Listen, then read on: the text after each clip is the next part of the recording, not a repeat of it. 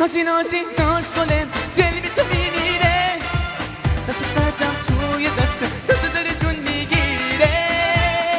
واسه من باشه یه جدایی شده خیلی بی معنی من تو رو دوست دارم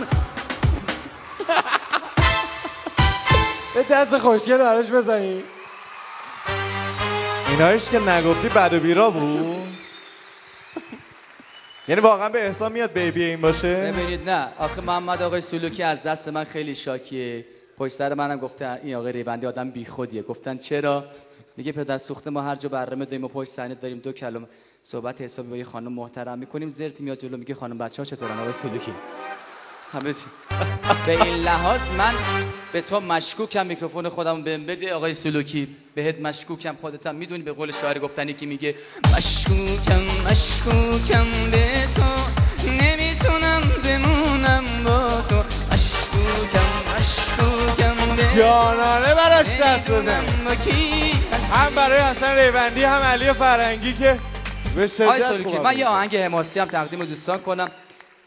بعد یه موضوعی که میخواستم بگم من فقط از احسان از آقای علی خانی خواهش کردم که من این خبر تأسف انگیز رو به شما ندم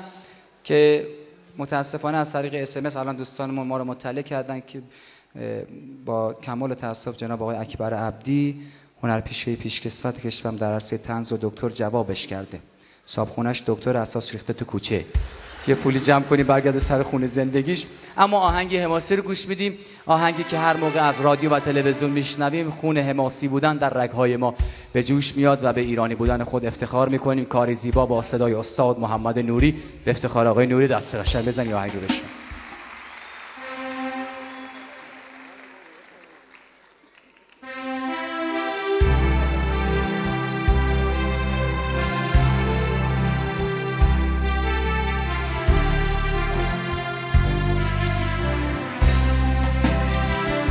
در روح و جان من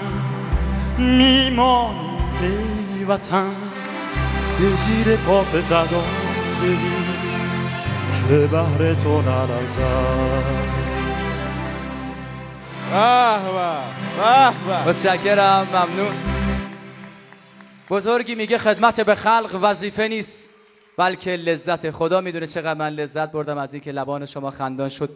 و دلتون شاد و بزرگی دیگر میگوید هر کدام از ما به اندازه زیباییمان رستگار میشویم زیبایی تقوا رفتار اخلاق و یکی از بهترین جلوه های زیبایی انسان شاد زیستن شاد زندگی کنید رستگار میشوید شب بر شما خوش خدا نگهدار ماشاءالله خسته نباشین